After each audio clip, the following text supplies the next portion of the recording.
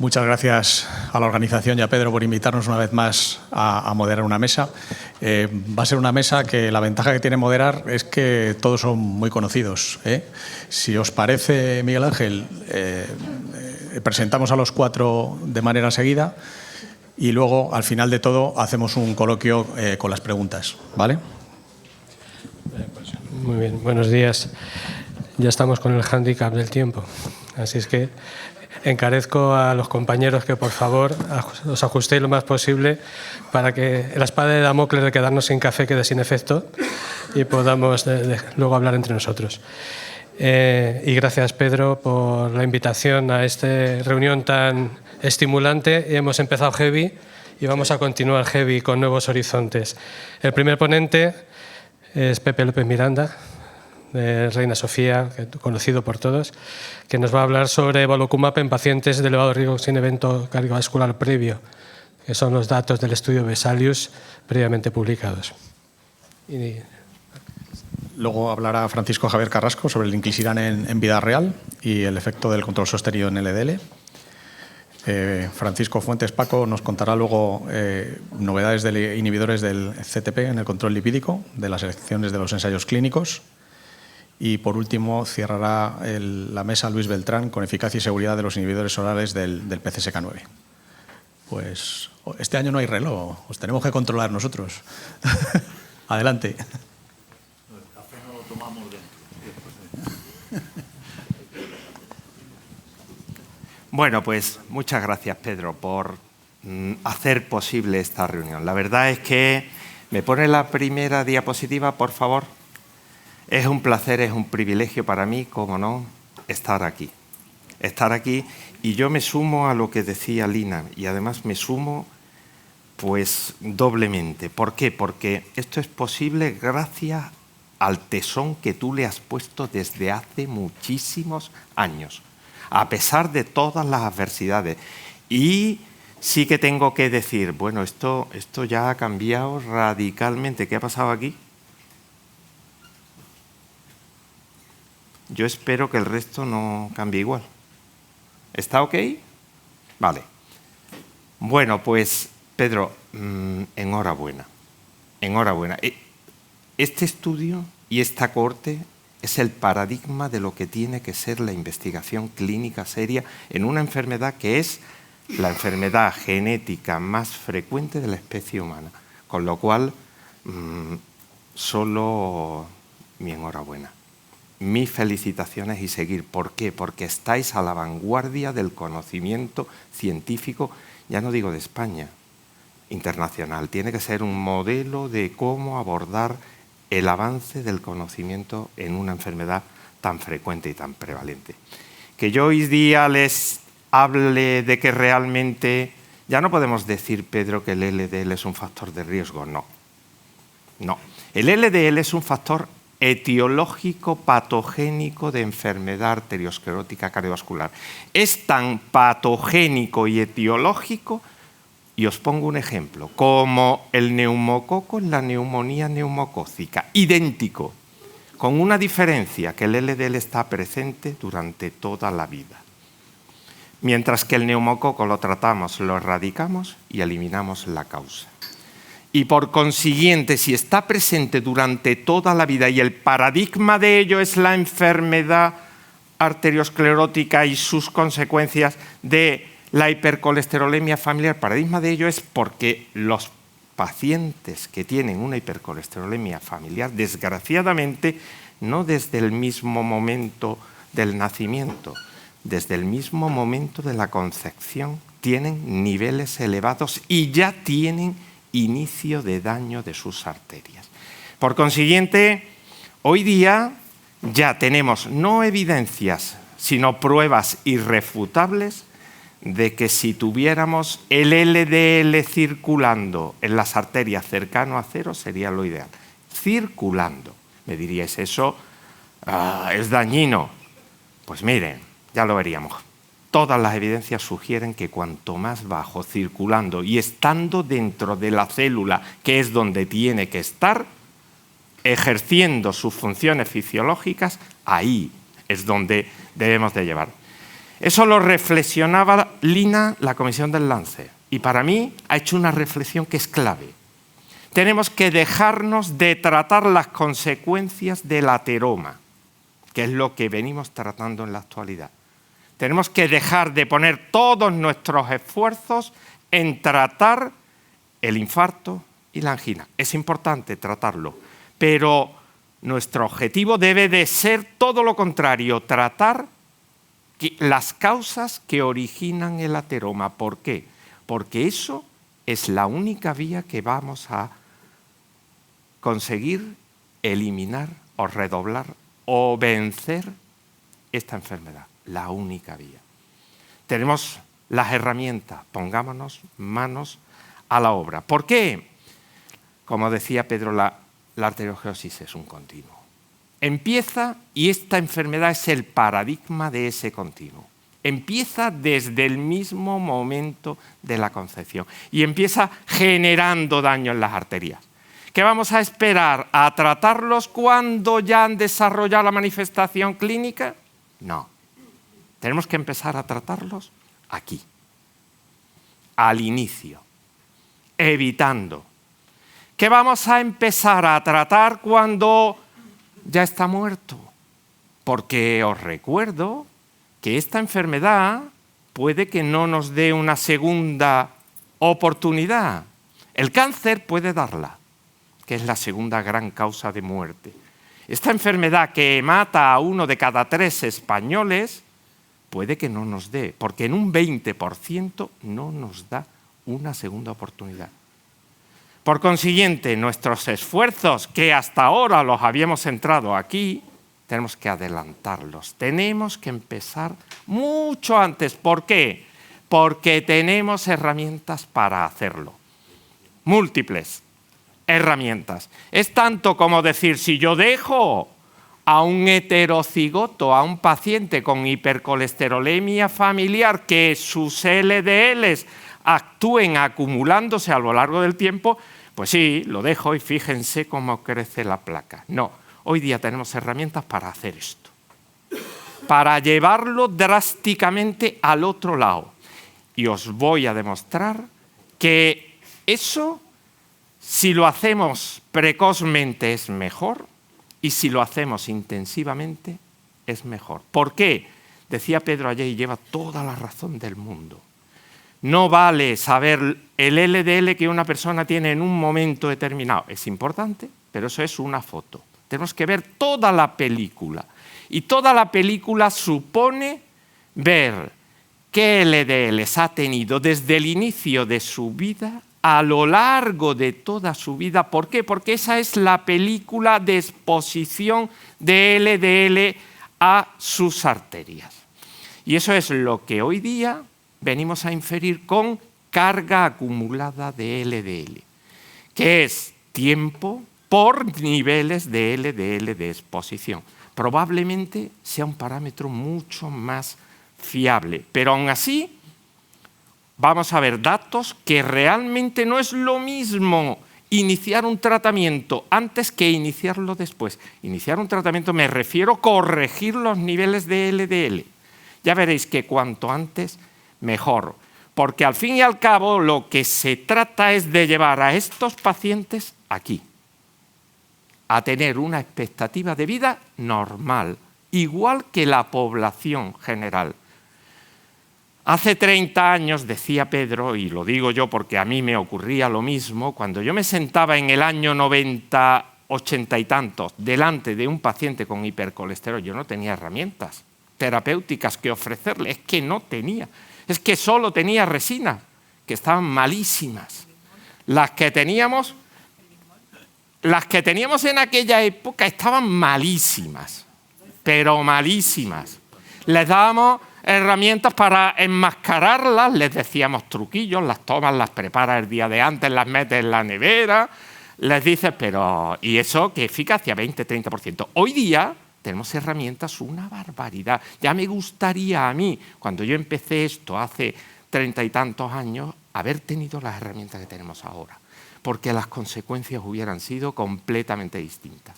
Y estoy convencido que las que tendremos dentro de 15 o 20 años, porque vienen cosas impresionantes, de verdad. Vienen cosas impresionantes. Pues esa es la clave. Paradigma, las estatinas han supuesto, sin duda, un antes y un después en el tratamiento. Aunque ahora digamos simvastatina fue un antes y un después. La lovastatina fue un antes y un después. Un antes y un después. Tratamiento básico de estos pacientes, sin duda, las estatinas. Sin duda. ¿Por qué? Como decía Pedro, es el fármaco que más muertes ha evitado en toda la historia de la medicina. El que más. El grupo terapéutico de las estatinas, el que más. Pero es que PSSK9 ha supuesto otra revolución. Sin duda, estatinas tienen un límite. Tenían un límite y en estos pacientes, muchos de ellos, pues no llegábamos a conseguir lo que pretendíamos, que es dejarle el LDL donde tiene que estar. Cuanto más cercano a cero, mejor. Cuanto más cercano. Y apareció esta nueva herramienta terapéutica. Cuando lo vimos y participamos en los primeros ensayos clínicos, los primeros pacientes con HF en Europa que se trataron con estos inhibidores, lo hicimos aquí en España. En 3 centros. Fundación Jiménez Díaz, Hospital Reina Sofía y Reus. En 3 centros. Fueron los primeros. Estamos hablando probablemente del año 2010, por ahí, ¿no, Pedro? Por ahí.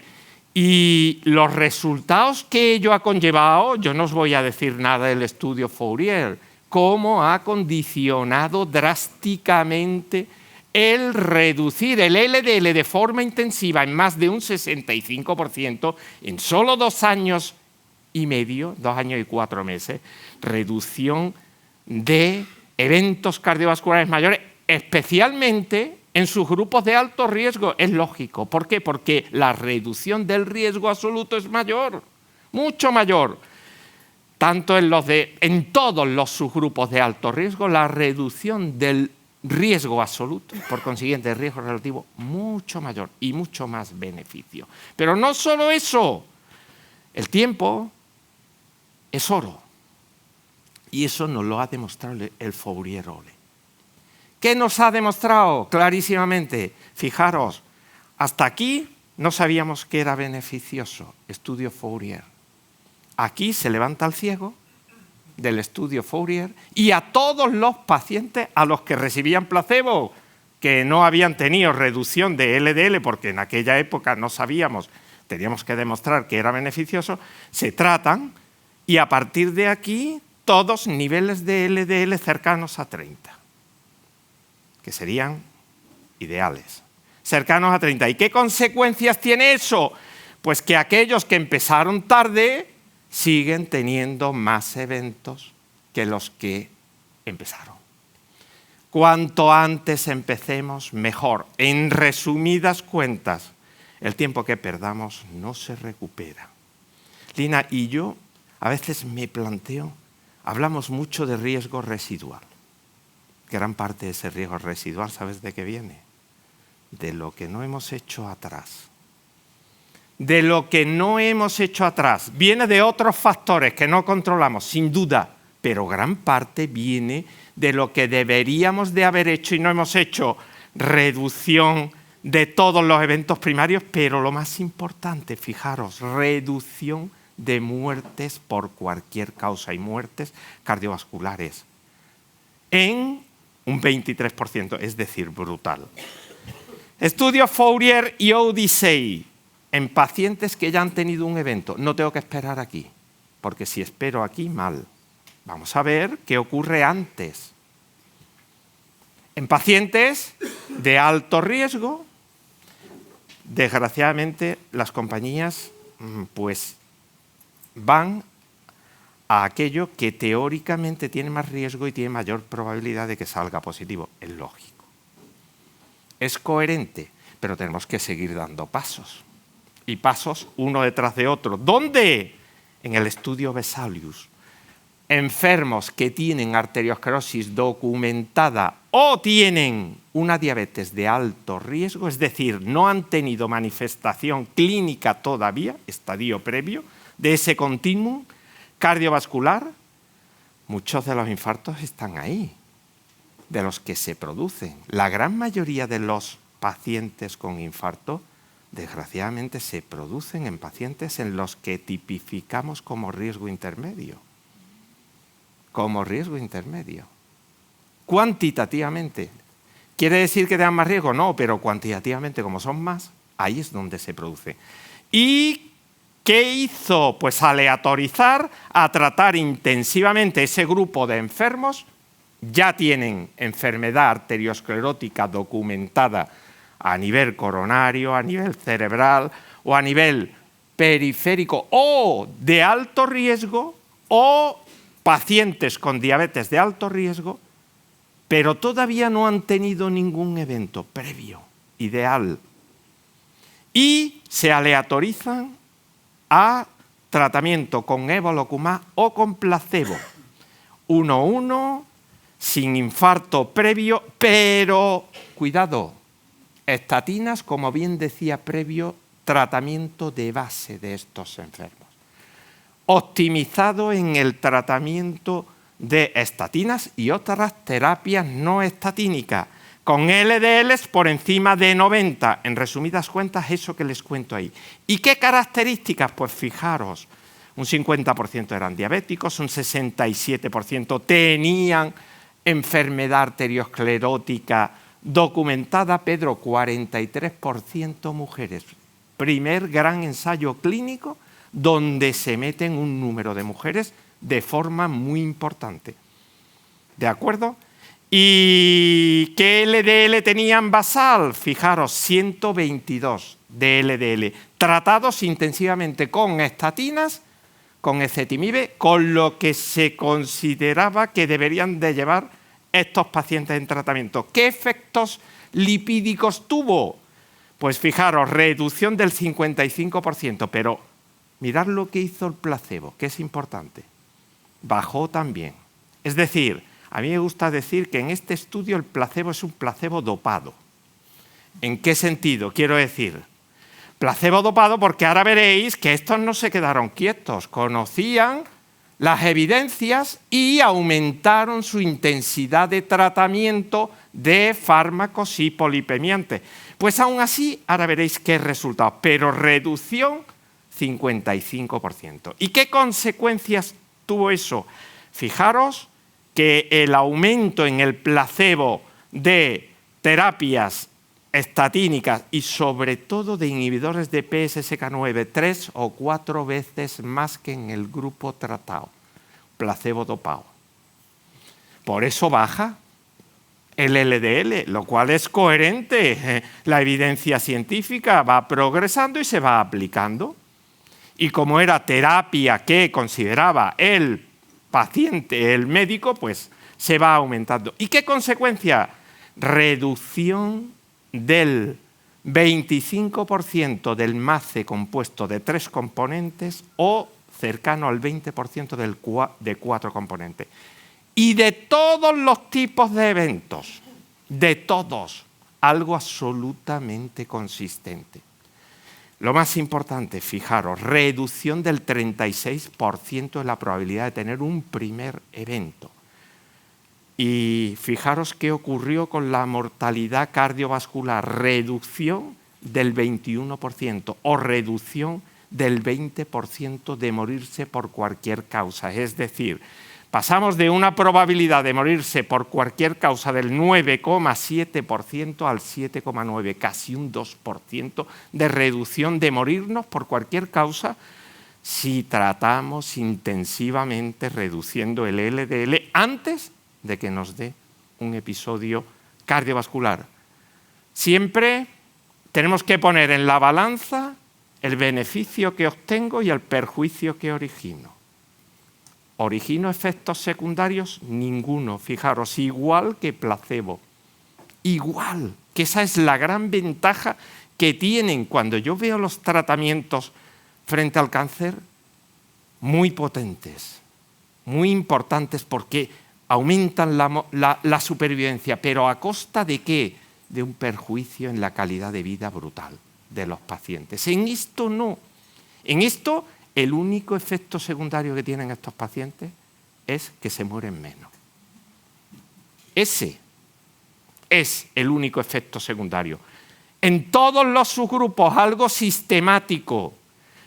Lo que es verdad, la verdad es tozuda. Lo que es verdad en medicina se repite, y se repite en distintas circunstancias. ¿Y dónde nos sitúa esto al Vesalius? Pues en la recta de regresión. Como no podía ser, lo que es verdad se repite. Y coloca a este nuevo como una nueva pieza de evidencia que ya nos dice que no tenemos que esperar a que aparezca el evento. Tenemos que actuar mucho antes. ¿Y qué consecuencias, qué conclusiones? Pues que reduciéndole a estos pacientes y llevándolos a niveles bajos, en este caso 45, porque partían incluso por niveles por encima del Fourier, pues en esto reducimos en un 25% los eventos cardiovasculares mayores, en un 20% las muertes y todos los episodios, en un 36% los eventos cardiovasculares mayores en 4 años y medio. Imaginaros cuando sigamos a estos pacientes durante 10. Se magnifica el efecto a lo largo del tiempo. Reflexiones que nos hace este estudio en la patología que nos lleva. Si tengo un paciente con hipercolesterolemia familiar y no le hago nada, se me adelanta en 25 años la probabilidad de que tenga un evento cardiovascular. Si yo a este paciente le reduzco un 25% el LDL colesterol, retraso en 12 años la probabilidad de que le aparezca un episodio cardiovascular. Pero es que si le reduzco un 50%, como ha ocurrido en el estudio Vesalius, estoy retrasando 25 años la probabilidad de que le aparezca un evento cardiovascular. Es decir, en estos pacientes los estoy poniendo como a la población general, que es la clave. ¿Qué es la clave? Y eso se ha demostrado que cuanto antes yo lo haga, mejor. ¿Por qué? Porque en estos grandes estudios que proceden de estudios epidemiológicos, como el estudio Cardia, que ha estudiado durante muchos años de seguimiento LDL, tiempo de exposición, y permite cuantificar este concepto de placa de carga de LDL acumulada a lo largo del tiempo, me demuestra que si yo actúo tardíamente es mucho peor porque va a tener más consecuencias de LDL que si lo hago precozmente. Y aunque llegue a alcanzar los mismos niveles de LDL colesterol a una edad determinada, si lo hago antes es mucho mejor que si lo retraso después. Y esto se ha demostrado con la HF. Pedro ha mostrado datos que espero que los publiquen pronto porque son preciosos, pero ya lo sabía. Cuando tú retrasas en HF el tratamiento, como ocurría antiguamente con los padres de los hijos actuales, pues eso lleva más eventos. Eso lleva más eventos. ¿Y qué significa? Pues significa, fijaros, que parte del riesgo residual depende de cuándo yo empiezo a corregir. Gran parte. Si yo empiezo a corregir las LDL voy a alcanzar un nivel, pero no más. Si empiezo antes, mejor. Si empiezo mucho antes, mucho mejor. Y si empiezo cuando debo de empezar, cuanto antes mejor, mucho mejor. Y es igual, fijaros, es igual empezar a hacerlo intensivamente de forma tardía o moderadamente de forma precoz. Moderadamente de forma precoz. El tiempo es oro en esta enfermedad. Cuando yo empiezo con una reducción moderada a edades tempranas de la vida, es mejor que si lo hago intensivamente a edades tardías de la vida. Enseñanza para esta enfermedad. No podemos tener a niños con LDL súper elevados durante mucho tiempo, no. Tenemos que tratarlos cuanto antes mejor. ¿Por qué? Porque esto es La ley del LDL.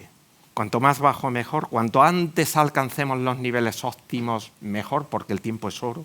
Y cuanto más tiempo los mantengamos en esos niveles, mucho mejor. La magnitud, pero el tiempo es oro. No podemos perder ni un solo minuto en dejar a estos pacientes, que es el paradigma de lo que el LDL es dañino en las arterias desde el inicio de la vida. Muchas gracias por vuestra atención.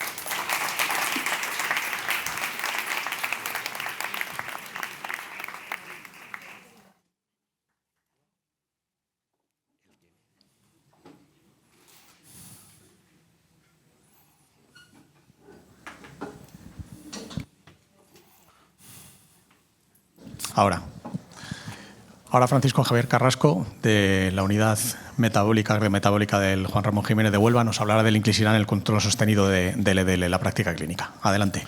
Hola, muy buenos días. La verdad que para mí es un placer a esta reunión. No había tenido la oportunidad de venir antes. Muchas gracias, Pedro. Y la verdad es que simplemente quería comentaros nuestra modesta aportación en el uso de este nuevo fármaco.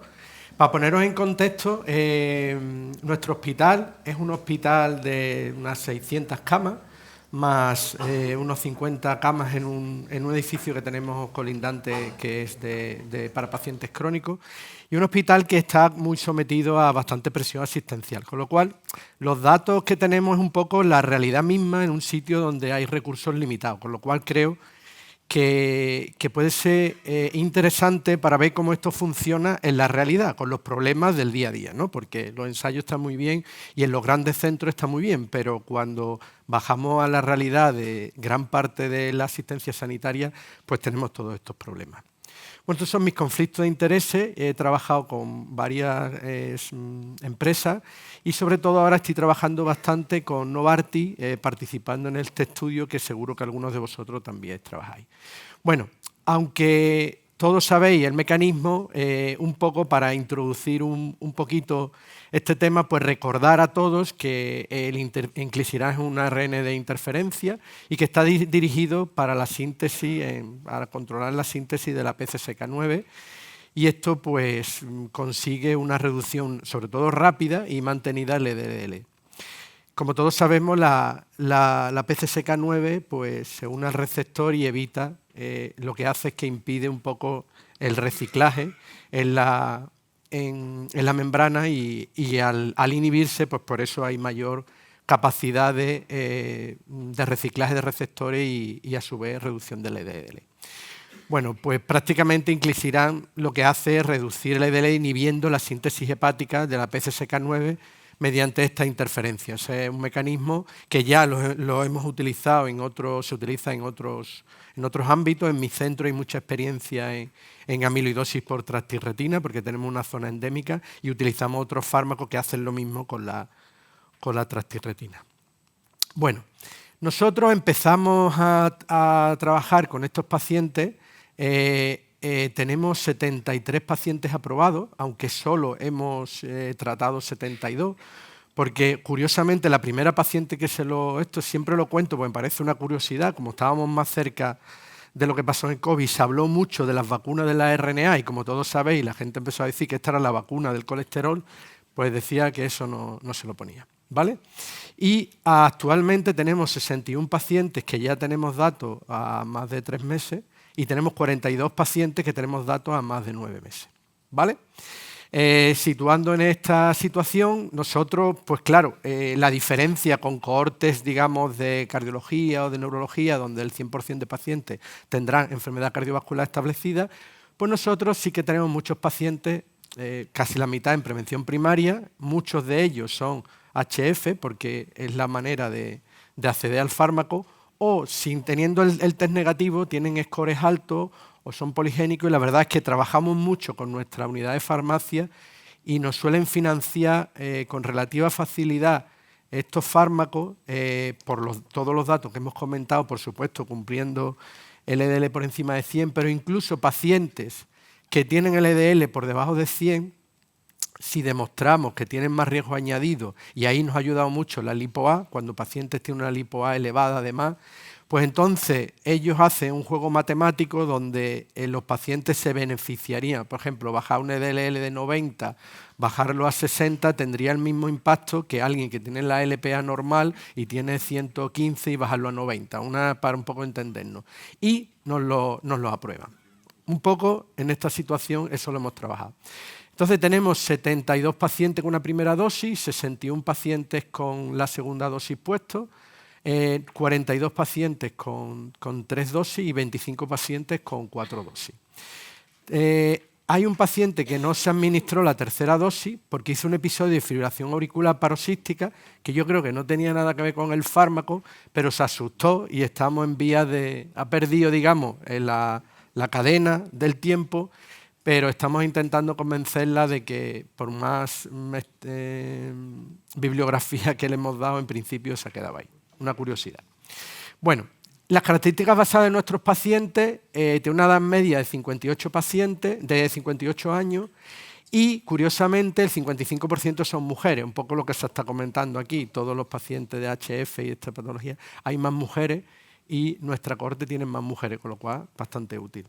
Tenemos casi un 30% de diabéticos y cercano al 40% de pacientes con obesidad.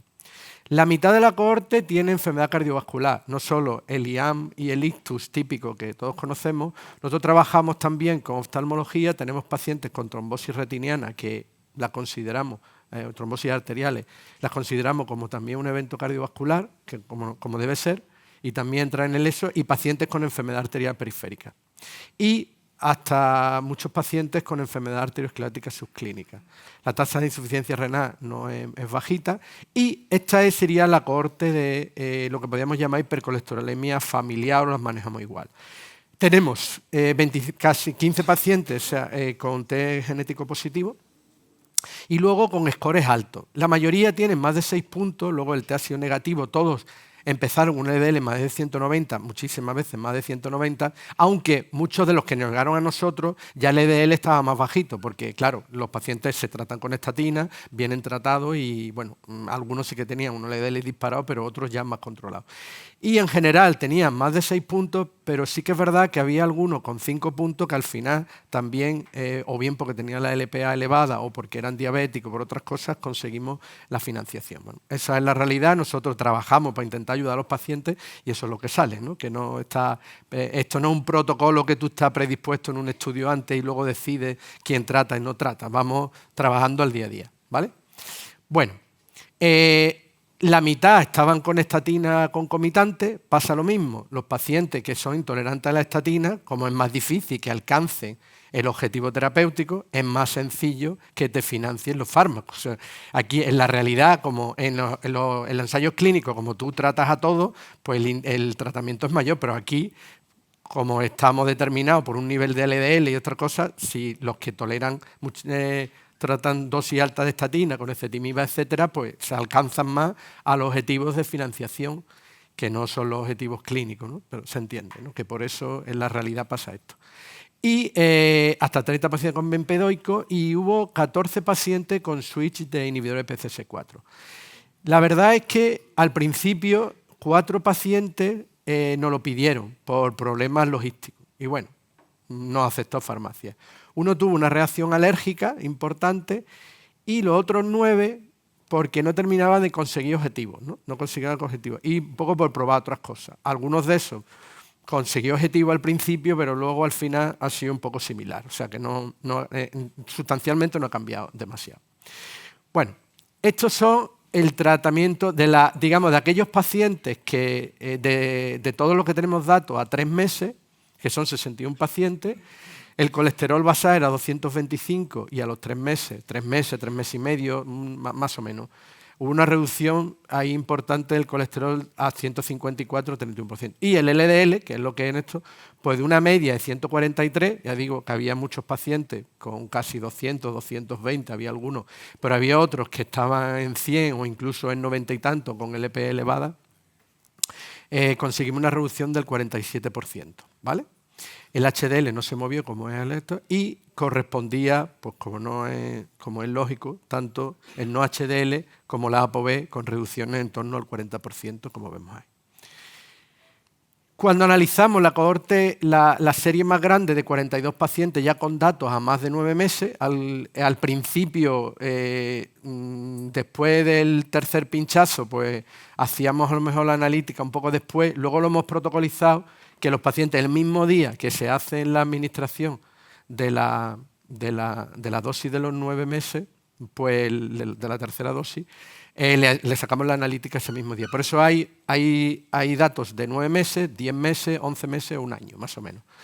La reducción ahí fue sostenida del LDL, de 157 pasó a 78, como ahí hay menos pacientes, pues cambia un poquito el LDL basal, una reducción en la misma línea, y el resto de los parámetros, tanto colesterol como no HDL y ApoB, pues se comportaron de forma similar, ¿no? Conseguimos todo esto. Bueno, haciendo una gráfica de reducción, pues vemos que a los 3 meses conseguimos aproximadamente pues un 50% aproximadamente, que se mantuvo en estos 42 pacientes pasado a partir de entre los 9 meses y los 12 meses de la primera dosis. Para concretizar un poco aquellos pacientes que estaban de otra manera, qué ocurría en estos subgrupos, aunque claro, aquí ya los análisis son menos pacientes, es un poquito más difícil. Aquellos pacientes que estaban tomando tamiestatina, pues la reducción fue más sostenida, como es lógico, llegó entre el 55 y el 60%. Aquellos pacientes que tenían enfermedad cardiovascular, pues aproximadamente similar, coincide que son los pacientes de más riesgo. También había muchos de estos estaban tratados con estatina, los pacientes ahí están más sensibles a la adherencia, etcétera, etcétera. Pacientes naïf, pues una reducción del 50, aproximadamente el 50%, y los comenté. Los del switch parece que en principio bajaron, pero luego muchos fueron perdiendo y no se consiguió, digamos, el cambio que se hizo un poco por hacer otras cosas, pues no le benefició a todos. Y los intolerantes a estatina pues siguen mejorando, pero un poquito menos, ¿no? Y la reducción fue significativa en todos los subgrupos, o sea, todos los subgrupos se benefician más o menos.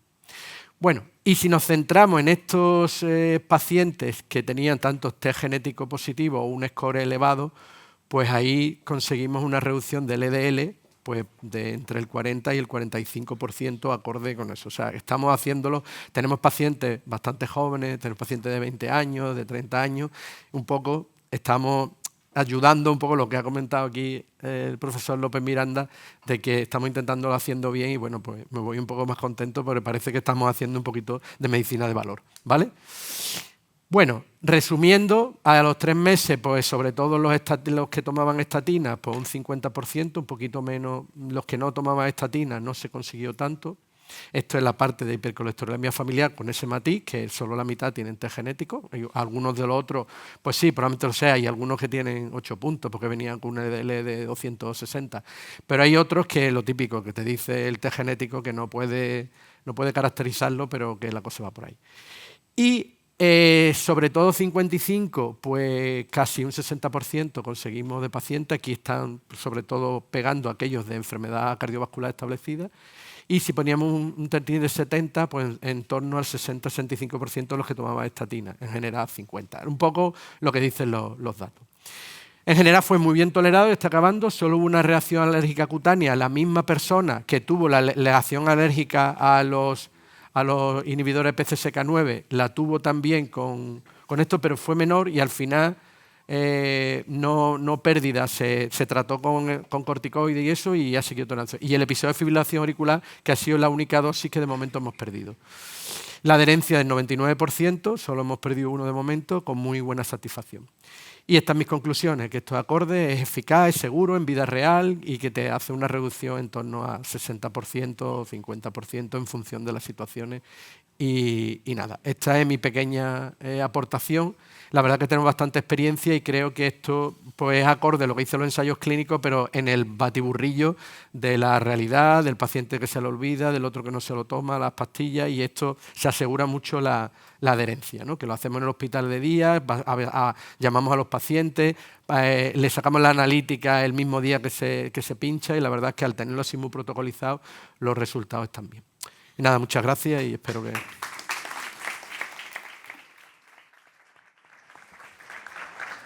Muchas gracias, Javier, por haberte adherido al tiempo estrictamente. Y paso ahora a presentar a Francisco Fuentes, que lo conocemos desde hace ya muchos años, cuando era un residente avanzado y yo un adjunto novel allí tratando. Y nos va a hablar, antes de ayer, de una nueva categoría de fármacos. A lo mejor se podría llamar a la quinta va la vencida. Inhibidores de la CETP en el control lipídico. Vamos a ver qué hemos aprendido. No me haga spoiler.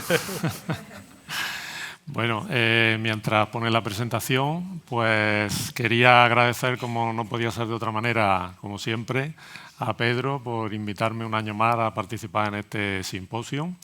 Y bueno, y a vosotros por estar aquí esta mañana tan espléndida que ha amanecido hoy en Madrid. Y bueno, para aprender un poco y colaborar entre todos a poner en su sitio, como es debido, a la hipercolesterolemia familiar. Bien, cuando habló Pedro conmigo me dijo, oye, ¿qué tal si habla un poco de los inhibidores de CETP? Digo, bueno, voy a hablar del inhibidor, porque ahora veréis qué lecciones hemos aprendido a propósito de los inhibidores de CETP. Bien, bueno, mi honorario para este charla en concreto no tengo ningún conflicto de interés. ¿Qué hace la CETP, la proteína transferidora de ésteres de colesterol? ¿Por qué es un target interesante e importante? Bueno, todos sabéis, y aquí estáis expertos y conocéis lo importante que es el papel que juegan las HDL, y cuando estos fármacos surgieron hace aproximadamente unos 20 años, ya ha llovido 20 años, y se iniciaron los estudios con el torcetrapib, por Pfizer, pues había mucha ilusión, y en aquella época, hace 20 años, pues el boom de incrementar HDL y ver qué pasaba aumentando el HDL, si eso iba a conllevar una reducción en cuanto a eventos cardiovasculares. La estrategia no era tanto reducir LDL, sino aumentar HDL. Bueno, pues ese fue el inicio de este grupo de fármacos. Estos fármacos, esta proteína lo que hace es transferir de manera bidireccional ésteres de colesterol entre distintas lipoproteínas, ¿no? De la HDL a la LDL. Y bueno, pues si inhibimos esta actividad de esta proteína, nosotros pues podemos conseguir un mecanismo muy parecido al de otros fármacos que reducen LDL. Vamos a conseguir un descenso en el colesterol hepático, un incremento de los receptores a nivel del hepatocito de LDL, y por tanto vamos a mejorar o a fomentar un mayor catabolismo de partículas de LDL y de ApoB. Consecuentemente disminuimos LDL. Bien, ¿qué ocurrió? Uy, aquí ha habido un salto. Sí, ha habido un salto importante. Hay una diapositiva que era la del cementerio, que es la que... la del cementerio. Nada, no importa. Bueno, la digo. Imaginaros un cementerio, 4 lápidas... porque así, además me ha hecho mucha ilusión porque la había hecho con la IA. Bueno, bueno, yo la paso.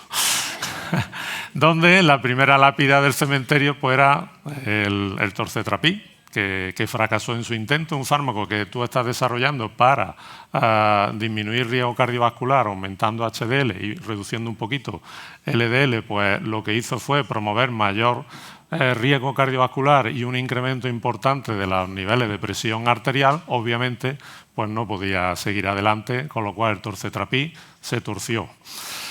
Bien, fue un palo importante para Pfizer porque habían depositado mucha esperanza en ese fármaco.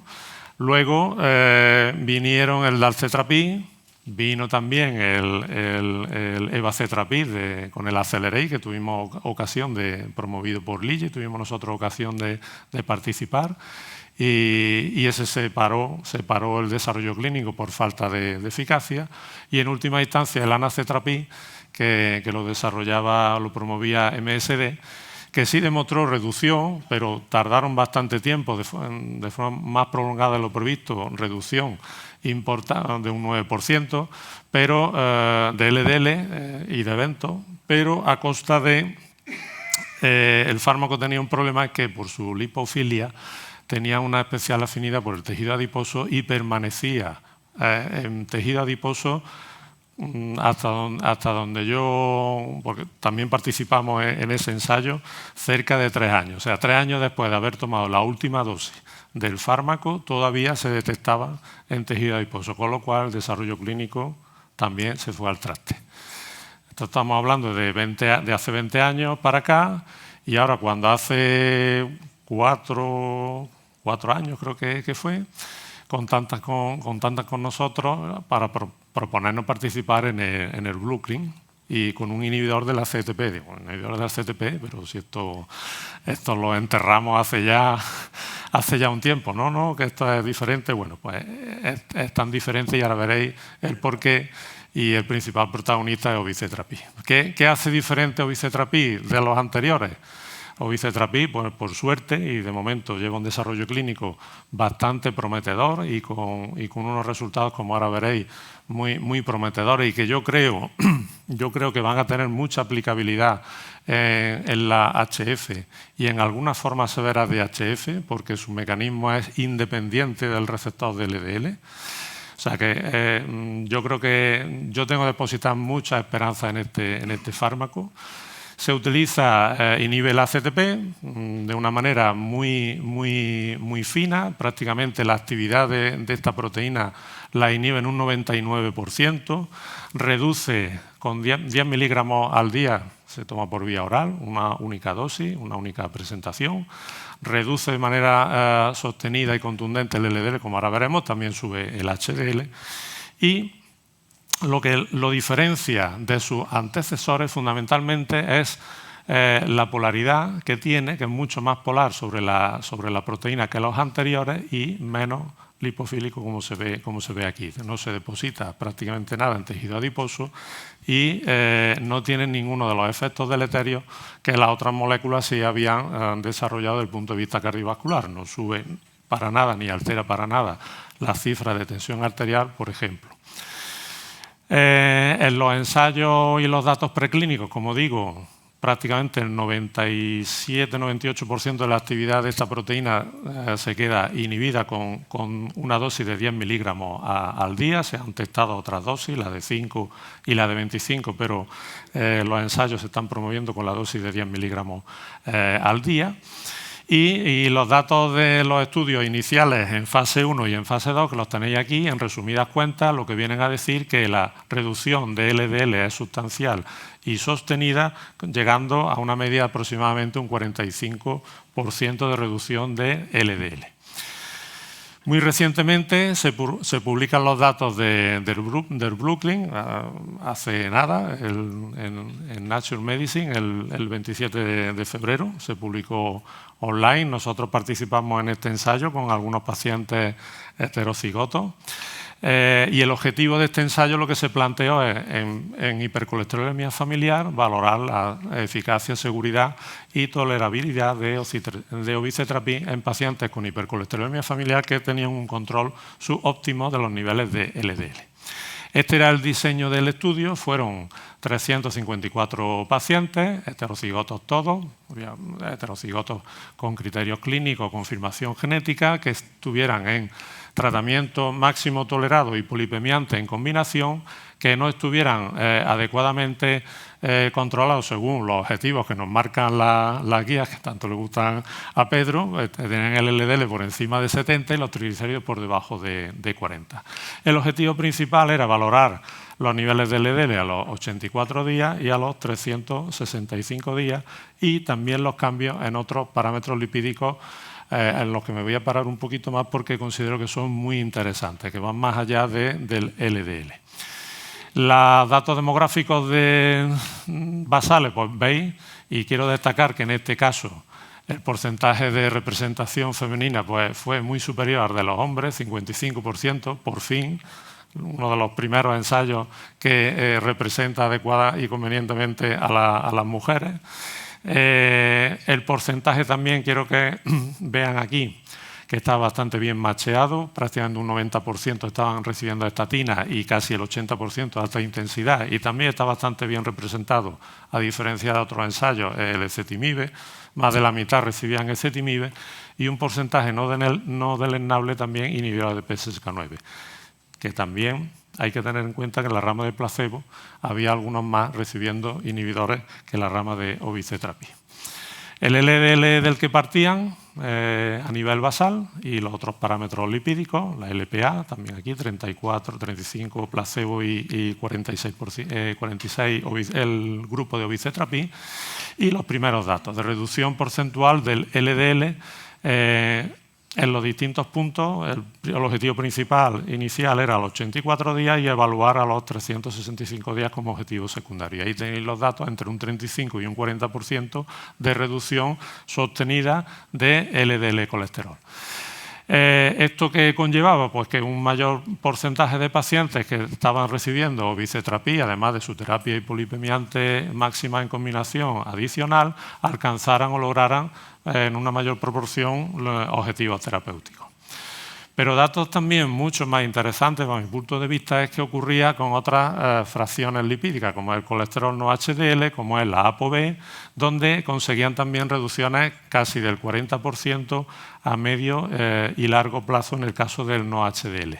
Y más interesante, por supuesto, subía también el HDL, porque estos fármacos principalmente inducen esta elevación, tanto en el día 84 como a los 365 días, y su efecto sobre los triglicéridos es más testimonial. Prácticamente no se modifican nada.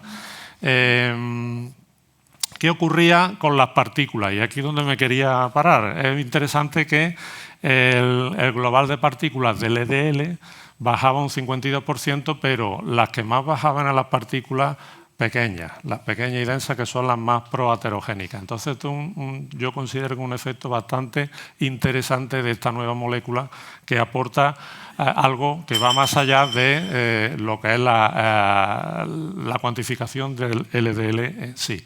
Sobre parámetros inflamatorios, como la PCR también lo bajaba de forma significativa con respecto a placebo. Y otro aspecto a destacar muy interesante de esta nueva molécula y de este nuevo fármaco, y es su efecto sobre las cifras de LPA, que además, conforme va transcurriendo el tiempo a lo largo del seguimiento del ensayo, va incrementando un poquito, en torno al 45% en los primeros 84 días y en el primer año el 54%. Y además la respuesta en cuanto a la reducción de LPA es bastante homogénea, ya que prácticamente el 40% de los pacientes que tomaron el fármaco consiguieron reducciones mayores del 50% en las cifras de LPA. Y bien, estos efectos son muy bonitos, son pues, importantes e interesantes, pero es a costa de que haya más efectos adversos derivados de la toma de este fármaco. Pues no, aquí los tenéis y veis que no hay diferencia en absoluto prácticamente en los efectos, tanto leves, moderados, por supuesto, como graves, que no hubo ninguno. Y en cuanto a los efectos adversos de especial interés, como es, por ejemplo, la aparición de diabetes nuevos diagnósticos de diabetes, deterioro de la glicada, deterioro de la función renal o incremento de transaminasa o de creatinquinasa, pues veis que no hay diferencia, incluso hay una tendencia a tener menor tasa que incluso placebo. Y un dato también interesante es el porcentaje de eventos cardiovasculares reportados, que si bien es verdad que no es el objetivo principal de este ensayo, pero con los datos la tendencia parece a que haya menos. Se publica también a mitad del año pasado en New England el Broadway, que es otro ensayo clínico con obicetrapib para pacientes con alto riesgo cardiovascular. Aquí están representados también pacientes con hipercolesterolemia familiar, pero había también pacientes con enfermedad cardiovascular arteriosclerótica. Aquí la N ya nos vamos a 2.530 personas. Se aleatorizan uno a uno a recibir obicetrapib añadido a la terapia hipolipemiante máxima en combinación estándar frente a esa misma terapia juntamente con placebo. Y las tasas de reducción de LDL que se consiguieron reportar en este caso en el día 84 fueron de una reducción del LDL en torno al 30%. Esa reducción también fue sostenida como objetivo secundario a lo largo del tiempo, como veis aquí. Y también se observó en la misma proporción que se demostró en el ensayo Broadway la reducción en los niveles de LPA. De forma muy precoz, a los 84 días ya se conseguían reducciones medias del 33%. Como insisto que los triglicéridos prácticamente no se modifican de forma significativa.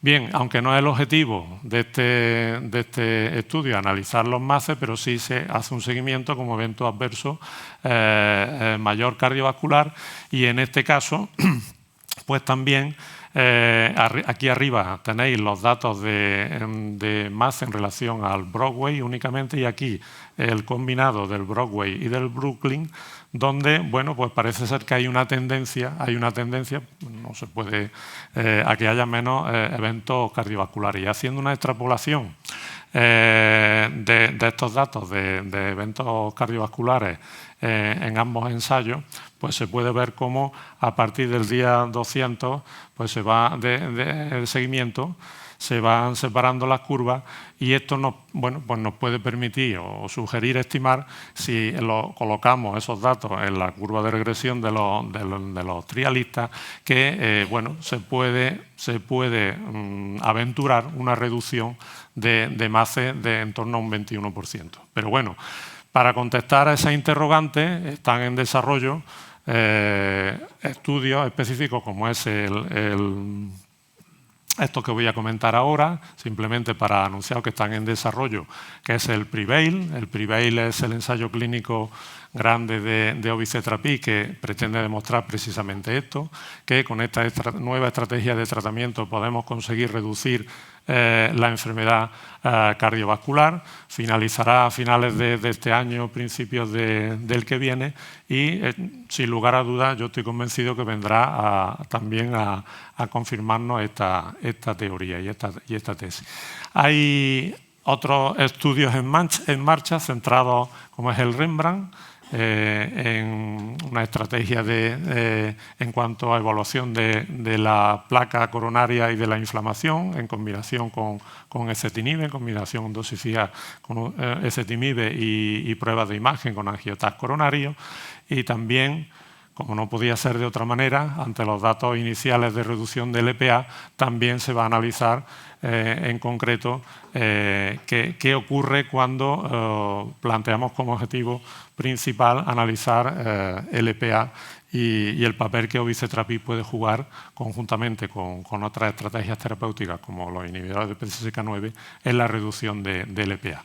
También se va a hacer el estudio Rubens, que está en marcha también, como en pacientes con diabetes tipo 2 y síndrome metabólico. Y acabo ya con esta, resumiendo que los datos clínicos hasta el momento conocidos y que conocemos y reportados de obicetrapib nos dicen que es un inhibidor selectivo de la proteína transferidora de estrés de colesterol con una altísima afinidad, cercana al 99%, que con una dosis diaria por vía oral de 10 miligramos al día podemos conseguir reducciones sostenidas y mantenidas en el tiempo del LDL cuando lo adicionamos a terapia hipolipemiante de alta intensidad con o sin ezetimibe y que, que se está estudiando actualmente en un sólido programa de desarrollo clínico que nos va a dar respuestas de si esto además conlleva reducción de eventos cardiovasculares.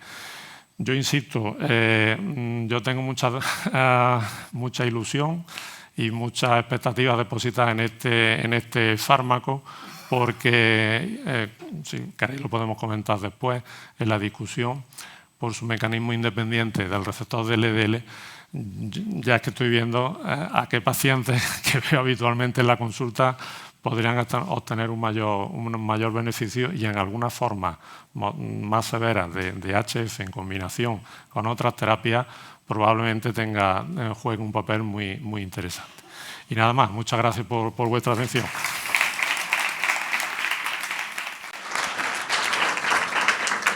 Y cierra ya el grupo de intervenciones el doctor Luis Beltrán, del Hospital Universitario Virgen del Rocío de Sevilla, que nos va a hablar de la eficacia y seguridad de los inhibidores orales de PCSK9. Hola, buenos días. Lo primero, agradecer a la Fundación, a su integrante, al doctor Pedro Mata, por la invitación. Es mi segundo, ha pasado sola, prometo, no le he dado nada. Mi segundo año, estoy encantado de estar aquí, un placer y un honor. Como sé que vamos regular de tiempo, 15 minutos me dijo Pedro, yo voy a intentar atenerme ese tiempo. 15 minutos para hablar del desarrollo clínico de dos nuevos fármacos inhibidores. Sí. Ay, perdón. Es que sí, me tengo que haber afeitado, perdón. Dos inhibidores orales de la PCSK9. Dos diapositivas solo de contexto antes de pasar a los datos de los ensayos. Aproximadamente una década desde que tenemos los primeros inhibidores de la PCSK9, los monoclonales, luego nos ha hablado el doctor Carrasco, tuvimos la terapia de silenciamiento génico con inclisiran, y ahora estamos empezando a vislumbrar que esperemos que en breve tengamos otra opción terapéutica para tocar esta diana terapéutica que tanto nos ha ayudado en nuestros pacientes HF, como nos han contado antes el doctor Mata, el doctor Pepe López Miranda, y que vemos cómo a lo largo de los años, en datos propios de la cohorte SafeHeart, datos publicados hasta el año 2022 y cortesía del doctor Pedro Mata de la Fundación del punto de corte este 2026, han ido aumentando la proporción de pacientes que tenemos en tratamiento con inhibidores de la PCSK9, que ya llegan a un 30%. Vamos con los dos fármacos en desarrollo.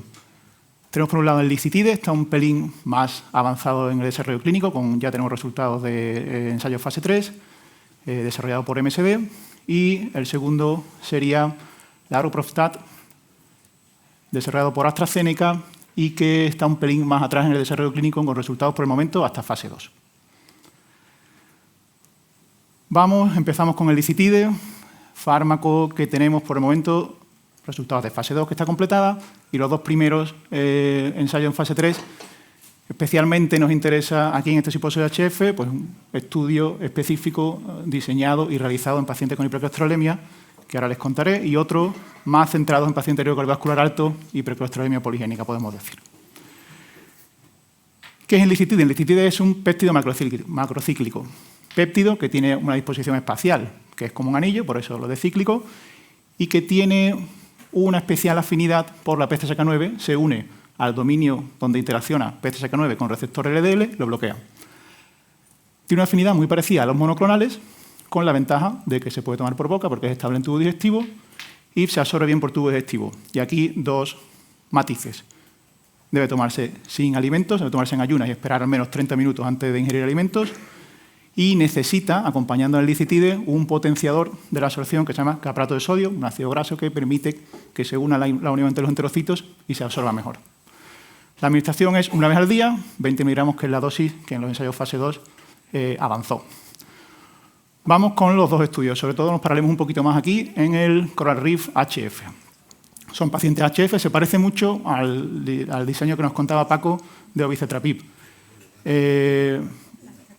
HF, aproximadamente un 60% con diagnóstico genético, un poquito menos, 58%, y el resto con diagnóstico clínico. Debían tener un LDL por encima de 55 y enfermedad cardiovascular, o LDL por encima de 70, sin necesidad de tener otro factor asociado. Todos estaban en tratamiento con estatina, 100%. ¿Vale? Luego veremos que además la proporción de pacientes en tratamiento con estatinas de alta intensidad era elevada. Se la autorizaban en ratio 2:1, en licitide, placebo, y aunque el seguimiento fue de 52 semanas, el endpoint primario era a la semana 24. Y luego, como endpoint secundario, se medían otros parámetros lipídicos y la eficacia a las 52 semanas y eventos de seguridad. ¿Qué pacientes teníamos? Bueno, pues eran pacientes de una edad media de 52 años. De nuevo, buena proporción de mujeres aquí. Parece que esos problemas que teníamos con los ensayos previos están empezando a corregirse. Y más o menos un cuarto con enfermedad cardiovascular ya establecida. en mi opinión, bastante bien tratados. 81% de estatina de alta intensidad, 64% tenían ezetimibe concomitante, bueno, y a pesar de pues, partían de un LDL en torno a 120 miligramos de decilitro. ¿Qué pasó? Bueno, pues a las 24 semanas en point primario veo una reducción bastante potente, el 58% en reducción de basal versus 24 semanas, y si comparamos con el brazo de placebo, del 59%, que se asemeja bastante a los datos que nos hemos ido viendo de los IPCSK9 inyectables. Muy importante que este dato no fue flor de un día, sino que persiste el efecto, ¿vale? Mantiene esa reducción del 55% si solo miramos el cambio de basal versus 52 semanas y del 61% si comparamos con placebo a la semana 52. Es decir, que este efecto es estable y duradero en el tiempo de seguimiento que tenemos en este ensayo. Si miramos otras fracciones lipídicas, el efecto es consistente. Baja más del 50% en HDL, esa fracción lipídica que recoge las lipoproteínas ApoB heterogénicas, baja casi un 50% la ApoB, y la mediana de reducción del LPA un 27%. ¿Vale? Datos muy significativos que bueno, yo creo que se parecen o se acercan bastante a la eficacia de los inhibidores de PCSK9 inyectables. Estos serían los datos que hemos visto en HF. Vamos ahora a los datos de, vamos a decir, población general o población no HF. Aquí se incluyeron más pacientes, como es lógico, más de 2.900 pacientes, pacientes adultos, que tuvieran o bien enfermedad cardiovascular y LDL más de 55 o riesgo alto y LDL más de 70. Debían estar en tratamiento también con estatinas, pero aquí sí que se permitió un pequeño porcentaje de intolerantes. Había un 3% de intolerantes. ¿Vale? No estaba al 100% en tratamiento con estatinas como en el ensayo de HF. El diseño, por lo demás, es lo mismo. Ratio 2:1, los endpoints eran los mismos. Sí que varía un poquito, como es de esperar, pues las características basales, población un poquito mayor, menos representación de mujeres aquí y más representación de pacientes con enfermedad cardiovascular. También pacientes pues, tratados con menos intensidad, también lógico, un 55% de pacientes con estatinas y un 25% con ezetimibe. Partían de un LDL basal, los dos grupos que eran comparables, de 96 miligramos de decilitro. Aquí en esta diapositiva me paro un pelín, 30 segundos, para explicarles por qué hay dos líneas en el brazo de enlicitide. Hay dos líneas porque se hicieron dos análisis distintos. Uno era el preespecificado, el plan estadístico estándar que estaba previsto en el ensayo, y otro un reanálisis que se hizo posterior por un problema metodológico, bueno, analítico que hubo. Estaba previsto que se realizó una determinación, una medición directa del LDL, pues se preveían que los niveles bajaran mucho y que pues, la estimación por cálculo indirecto podía fallar. Pero hubo un problema con 5 pacientes en los que no se recuperó bien el colesterol por beta cuantificación y salían resultados de 0. Entonces, por el plan estadístico, a estos 5 pacientes se le asignaba 1 miligramo de decilitro. Claro, ese miligramo de decilitro, si luego a las 24 semanas tenían 44, eso es un 4000%, lastraba totalmente la comparación en esta semana. Entonces, ese sería el análisis que ven en gris. ¿Vale? En la semana 24, una reducción del 57%, en la semana 52, del 50%. Y el reanálisis, que también se publicó, se permitió y se publicó así en New England, con los dos brazos, sería la rama verde abajo, que se acerca más a los datos que teníamos en el Coral Reef HF. En torno al 60% en la semana 24 y algo menos aquí en la semana 52. ¿Vale? Si miramos la diferencia entre placebo, 60%, 52%. Efectos consistentes muy parecidos en las otras fracciones lipídicas, no HDL, ApoB y LPA. Más del 50% o en torno al 50% en no HDL y ApoB y la mediana reducción de LPA del 29%. Pues, como era de esperar, más pacientes en la rama enlicitide entran en objetivos que se planteaban. No hemos visto en Coral Reef HF los eventos de seguridad porque lo vamos a unificar aquí. Pero de forma rápida no hay diferencia en eventos adversos graves o discontinuación de tratamiento entre las dos ramas de ninguno de estos dos ensayos. Es igual enlicitide versus placebo. Y una cosa interesante es que la adherencia al tratamiento es bastante buena, 97%. ¿Vale? Con esto de la cierta dificultad que puede haber a la hora o las precauciones que hay que tener con la administración, una cosa que se miró especialmente en estos ensayos. Como decía también, uno de los eventos, decía antes Paco Fuentes con obicetrapib, uno de los eventos que se miró con especial los preespecificados fue la hepatotoxicidad, que no hubo ningún evento de toxicidad hepática. Bien, esto es lo que tenemos hasta ahora con el licitide y esto es lo que viene. Lo que viene, pues el que todos deseamos, como pasaba con Obicetrapib que nos decía Paco, pues es el de eventos, ver si verdaderamente esta reducción de lípidos o ApoB, LDL, se traduce en una reducción de eventos cardiovasculares. Y también quería destacar me parece interesante, pues una estrategia en la que ya se va a probar una estrategia que seguro que les ronda por la cabeza, que es darlo en combinación y compararlo versus combinación elicitide rosuvastatina, compararlo con cada uno por separado y con placebo, ¿vale? Cual puede ser muy interesante también desde el punto de vista de dónde se pueden posicionar luego estos fármacos en el tratamiento de los pacientes con HF. Pasamos a laroprostat. Como decíamos, está un pelín más atrás, estamos en fase 2. El ensayo será un poquito más limitado en duración, luego les contaré los siguientes pasos que plantean en el desarrollo de este fármaco. Laroprostat es otra molécula distinta, es una pequeña molécula, menor peso molecular, tiene menor afinidad por la PCSK9, pero se une al dominio C-terminal y la bloquea, por decirlo de alguna forma. Tiene la ventaja de que se puede tomar en ayunas o sin ayunas, que no cambia la absorción, ¿vale? No tiene interacción con los alimentos a la hora de absorción. Se tomaría también una vez al día y ahora les contaré las dosis que parece que están avanzando en el desarrollo clínico. Estudio Pursuit, pacientes con hipercolesterolemia. Aquí todavía no tenemos datos de HF, aunque luego les contaré que lo tendremos, esperemos que en breve, que tengan un LDL entre 70 y 190 y que estén en tratamiento con estatinas. Como estábamos en fase 2, estamos todavía eligiendo dosis que iban entre 1 miligramo y 30 miligramos. Características basales de los pacientes, bueno, más de unos 425 pacientes, 50% aproximadamente, un poco más de varones, edad media de 62 años y un LDL basal de 100. Los endpoints, pues cambio de LDL en la semana 12, y cambio de otras fracciones lipídicas y los eventos de seguridad habituales. Bueno, pues ven aquí también que con las distintas dosis, pero sobre todo con la dosis de 30 miligramos, que luego es la que ha avanzado para fase 3, en reducción de 50-51% de colesterol LDL a las 12 semanas. Interesante ver que esta reducción aparece ya en la primera semana, en la segunda semana alcanza, digamos, el culmen y luego se estabiliza y hasta las 12 semanas, por el momento, que en los datos que tenemos, se mantiene. Si miramos otras fracciones lipídicas, reducción de NOH-HDL en torno al 45%, de la ApoB en torno al 40%, si no me equivoco, y de la LPA en torno al 20%. También efectos consistentes con la reducción del LDL que veíamos. En cuanto a perfil de seguridad, de nuevo un perfil de seguridad muy bueno, sin diferencia de eventos entre placebo y laroprostat, y no hubo los eventos adversos que los investigadores comunicaban como posiblemente relacionados con la intervención, eran igual en placebo y laroprostat. Una cosa que en las pequeñas moléculas, digamos, una preocupación que se tiene o se podía tener es que puede tener efectos off target por tener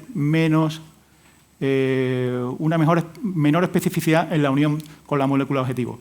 Pero hasta el momento no hemos observado ningún efecto off target y es igual de seguridad que placebo. En cuanto al desarrollo clínico de laroprostat, ya tenemos en marcha y avanzados 2 fase 3, incluyendo 1 en hipercolesterolemia familiar, que ya está el reclutamiento cerrado y están en seguimiento. Y de nuevo aquí tenemos también, aquí con reclutamiento activo, el Azure Outcomes, que será pues, el que nos dirá si este fármaco reduce los eventos cardiovasculares. Termino con 3-4 ideas clave. El licitide demuestra en fase 3 una reducción en torno al 50-60% sostenida del colesterol LDL y tenemos datos específicos de hipercolesterolemia familiar. La laroprostat está en una fase un poquito más precoz, pero los resultados son prometedores, reducción en torno al 50% y programa en fase 3 en desarrollo que tendremos también datos en HF. La seguridad de ambos compuestos es comparable a placebo y una buena adherencia terapéutica, pero nos falta la adherencia crítica que al final necesitamos para usar estos fármacos, que es la reducción de eventos cardiovasculares. Muchas gracias.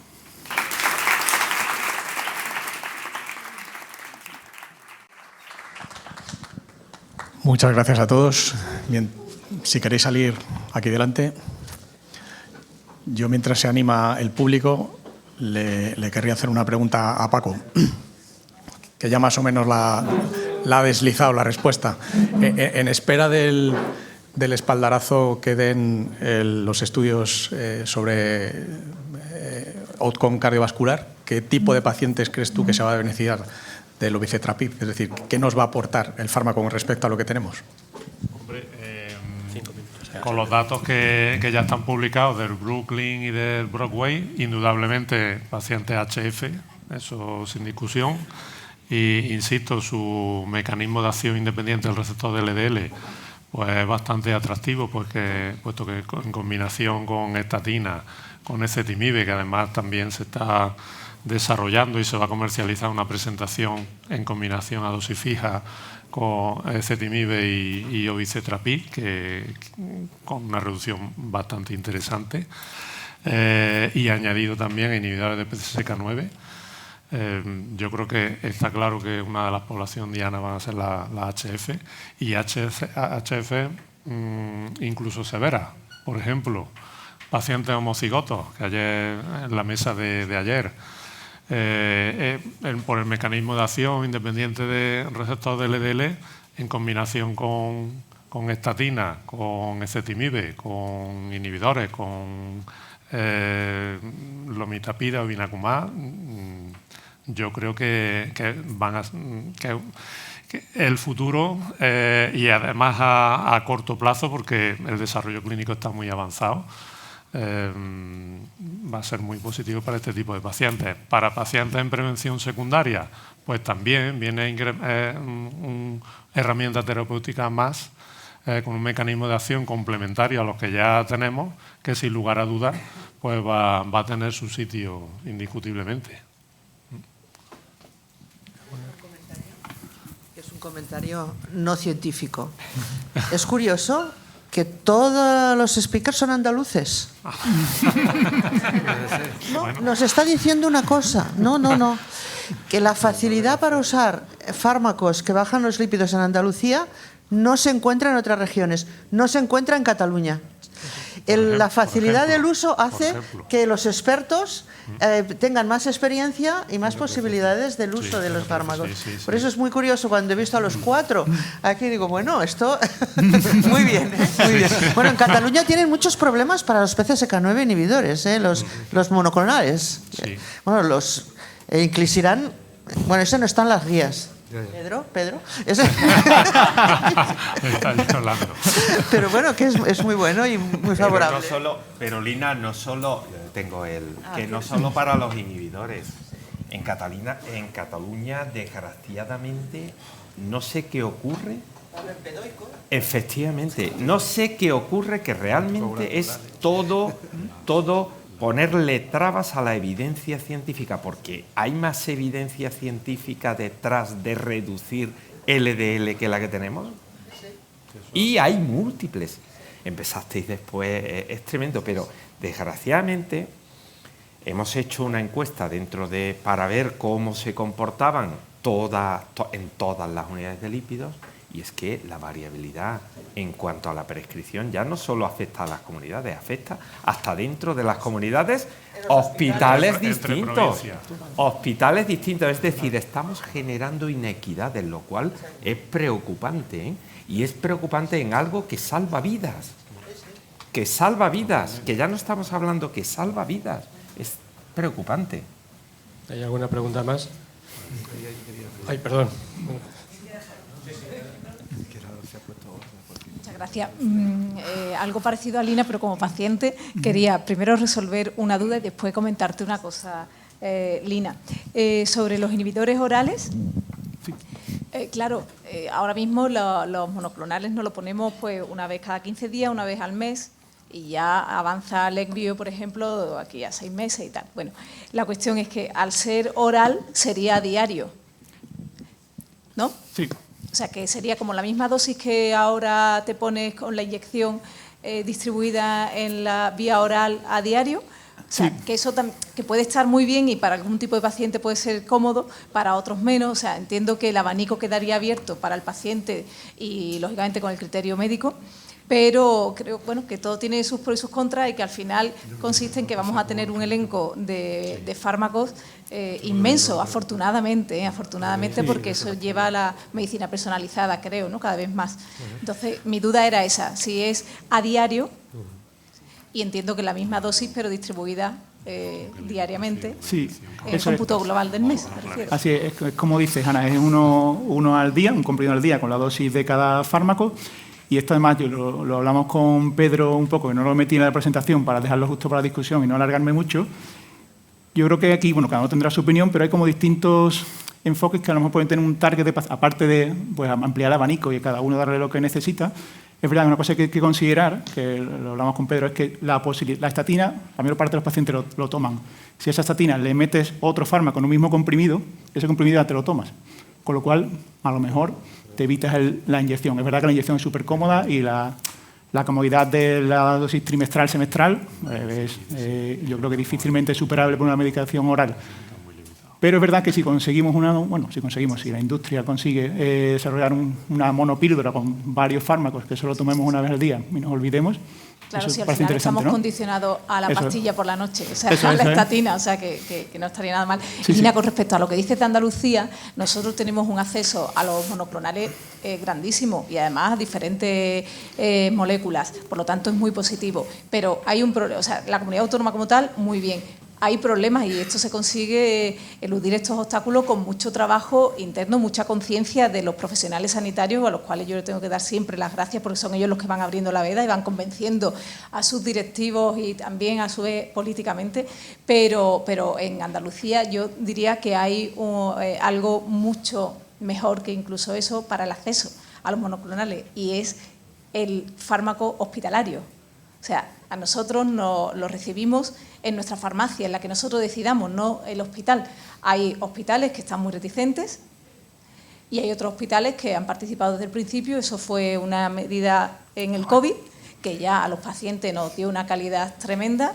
La hemos conseguido en contra de incluso los abogados del Servicio Andaluz de Salud, etcétera, etcétera, que hay mucho que tal, pero lo siento en el alma, políticamente esto hay que tirar para adelante porque no se hace ningún mal al paciente ni tampoco a los profesionales sanitarios y recibimos el inyectable en nuestra farmacia. O sea, que es un acceso total. Como hay hospitales que no hay manera de que entre en vereda, se va a imponer en cuestión de meses. Así que quiero decir que será aún mayor el acceso.